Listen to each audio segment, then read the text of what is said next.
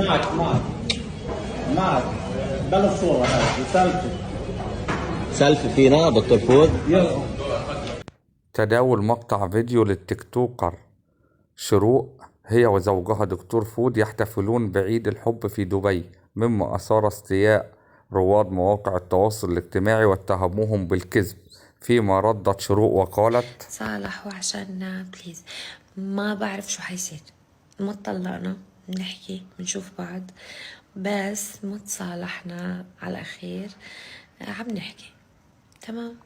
وكانت شروق قد اتهمته بالبخل، حتى الخاتم الذي اشتراه لها قد تحدثت معه لأكثر من شهرين حتى اشتراه له، وكان قد قال لها أنه اشترى لها سيارة ب150,000 دولار، لكنها قالت أنها لا تملك أي شيء باسمها.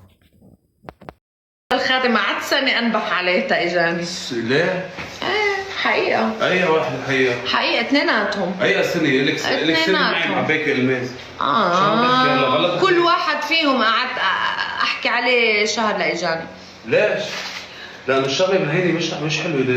مع إنه هالتعبي، ما أنا بعمل ماركتينج واسمي على البرودكتس وكل شيء. ماني شاري لك جيب ب100,000 دولار. مش في اسمي، في اسمك. لا باسمك، والله باسمي. أنا ما فيني اسجل باسمي، أنا ماني لبنانية.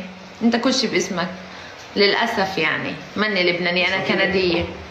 ما انت شو رايك نتحمم على اللايف ونحكي اخبار معك؟ ما أنا مشكلة، ما أنت بتخبر كل العالم، وقفت على اللايف خلي هالناس تعرف. شو كل العالم؟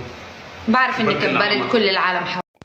وقالت أنها ستتابعه وستذهب إلى أي مكان يذهب إليه، حتى مع أصدقائه المقربين أو السفر للخارج أو في أي مكان ستذهب رجليها على رجله زي ما قالت في الفيديو.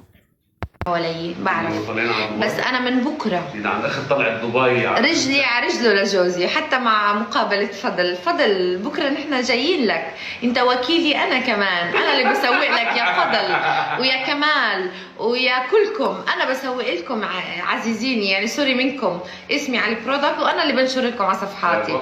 فلذلك وين ما جوزي يروح رح اروح، رجلي على رجله، هذا البزنس تبعي قبل ما يكون تبعه، تمام؟